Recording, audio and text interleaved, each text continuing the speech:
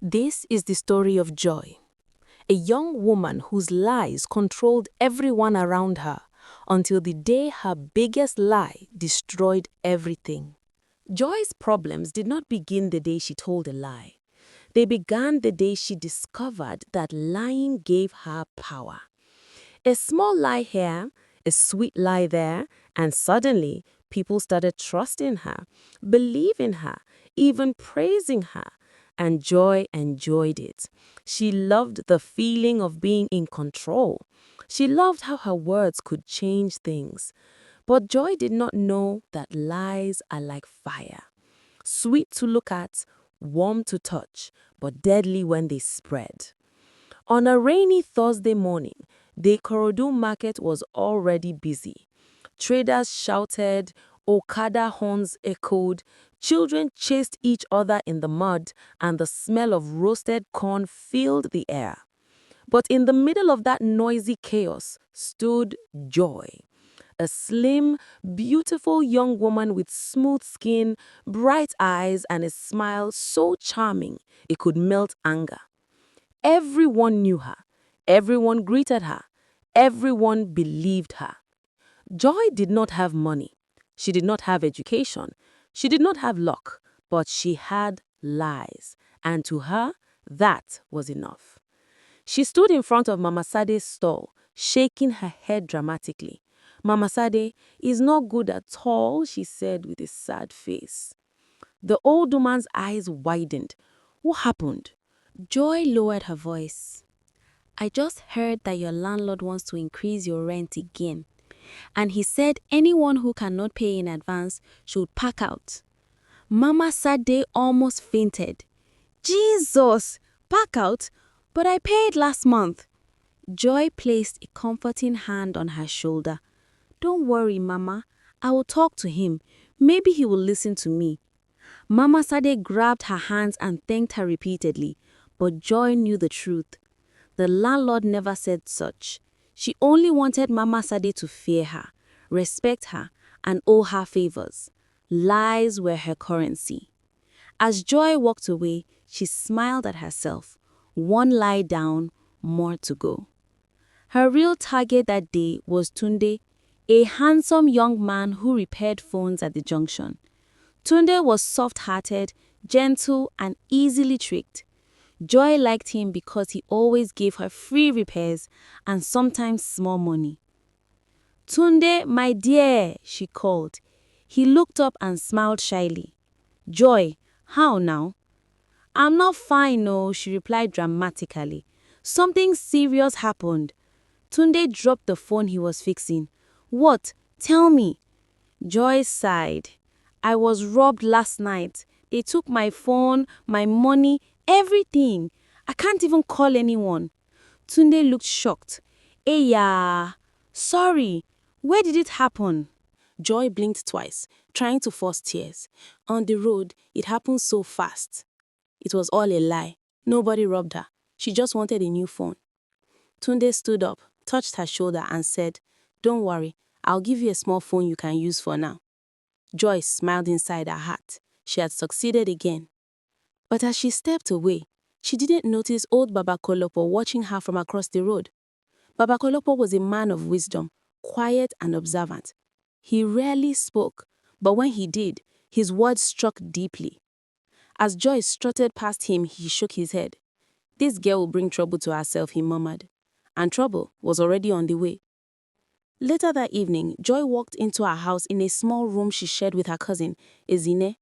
The girl was folding clothes when Joy entered. You're back early, Ezine said.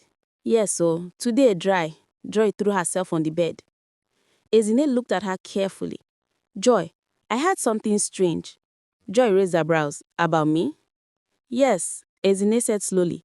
People are saying you told Mama Sade that the landlord wants to increase rent. But I saw the landlord today. He said nothing like that. Joy hissed. That man is lying. He said it. Maybe he changed his mind. Ezine shook her head. Joy, be careful. Your lies are becoming too much. Joy sat up, angry. Look here, if lying will give me a better life, I will lie. This world is not for honest people. I'm only trying to survive. Ezine kept quiet. She had given up trying to correct her cousin. Joy was determined to walk the wrong path. Days passed. Joy's lies increased. She lied to get money, lied to get favors, lied to escape trouble, lied for fun. People admired her confidence. They did not know that every word she said was sugar-coated poison. Then the biggest lie came. It started when a rich businessman named Mr. Adigun opened a mini mall near the bus stop. He needed a sales representative. The job required honesty and trustworthiness. Everyone knew Joy would never qualify. But Joy had already formed a plan. She waited outside his shop until he came out. "Good afternoon, sir," she greeted sweetly. "Yes, how may I help you?" he asked. Joy began her performance. "Sir, I heard you are looking for a sales girl. I came to apply." He looked at her doubtfully. "Do you have experience?" "Yes, sir," Joy lied immediately. "I worked in a big supermarket in Lekki for 2 years." "What happened? Why did you leave?" "My madam died," Joy said, putting her hand on her chest. "I cried for weeks. She was so good to me." Mr. Digun nodded slowly. "Okay, I will think about it."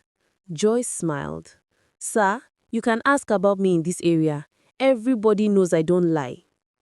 It was the biggest irony of the decade. Unfortunately for the community, people actually confirmed she was popular, not that she was honest. And because of her beauty, confidence, and bold mouth, many even unknowingly defended her. 3 days later, Joy got the job. She screamed in excitement, dancing around the compound. Some neighbors congratulated her, while others were suspicious. But Joy did not care. She felt untouchable. Her first week at work was smooth. She dressed well, smiled at customers, spoke politely, and even acted humble. Mr. Adigun began to like her. But Joy had only been pretending. One afternoon, a customer bought a blender and mistakenly gave Joy 20,000 naira instead of 10,000 naira. Joy smiled sweetly and collected the money. When Mr. Adigun asked for the day's sales record, Joy hid the extra 10,000 naira in her bag.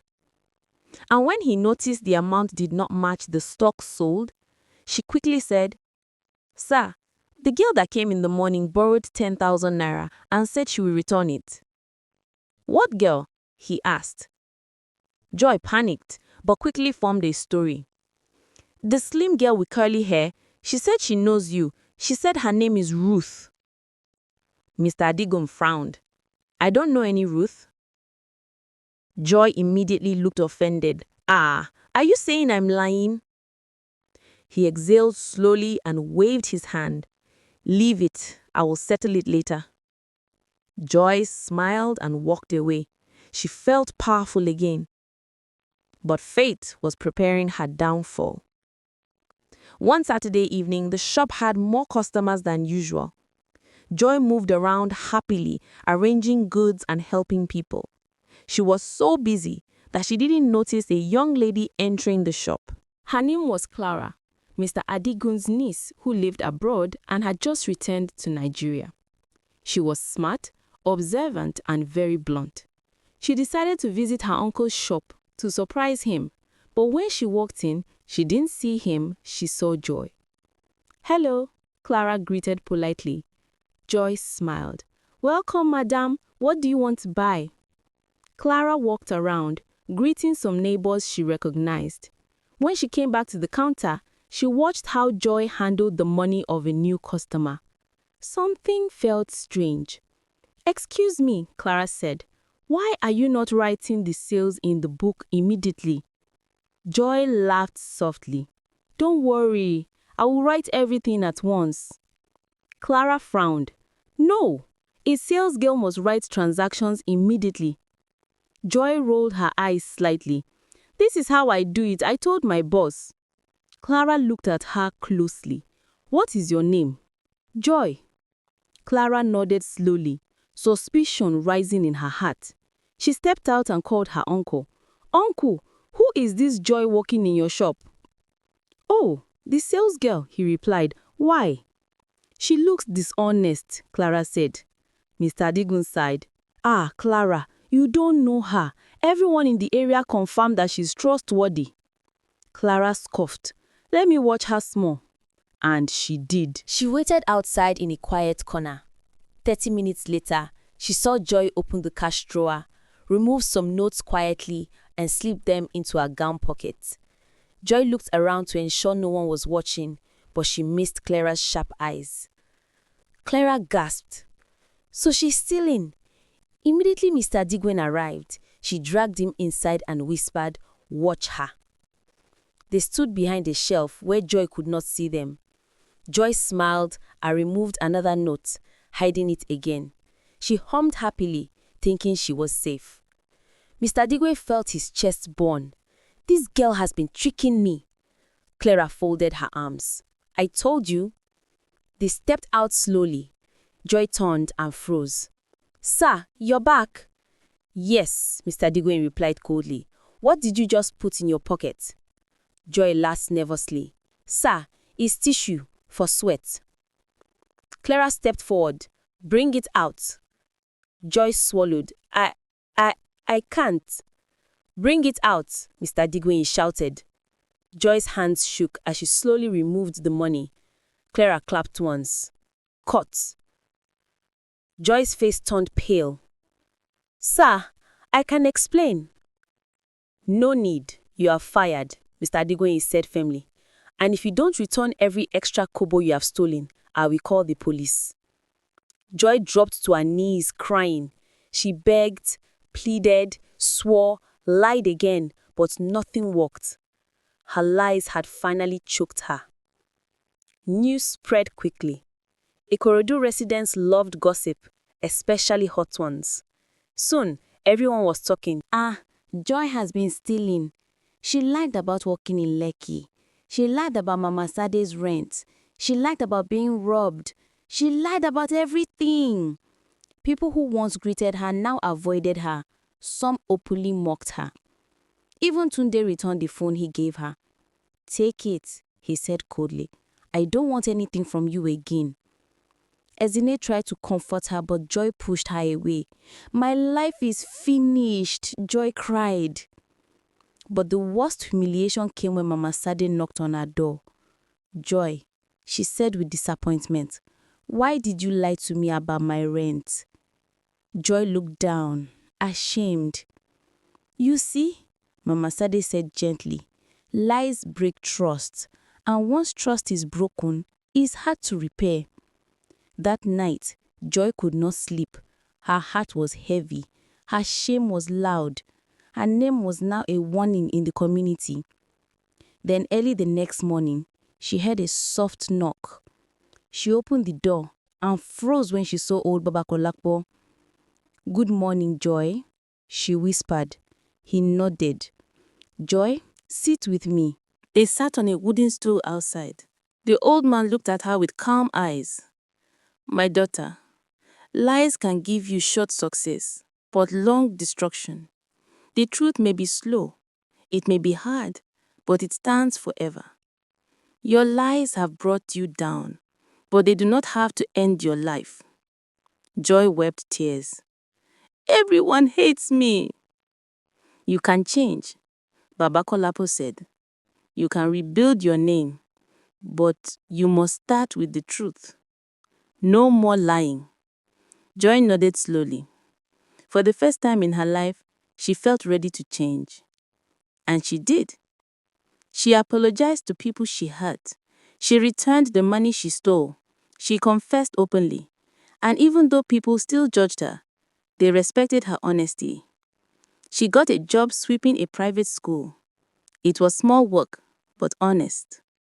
Joy worked quietly and never lied again. Slowly, little by little, people began to greet her again.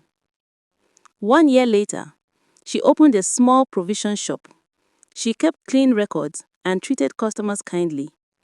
Her shop grew not because of lies, but because of truth. And so Joy learned the most powerful lesson of her life. A lie may travel fast, but the truth always arrives. And when it does, every lie falls apart. In time, the people who once called her Queen of Lies began to call her something far better, Joy the Redeemed. Because even the worst story can become beautiful when a person chooses to start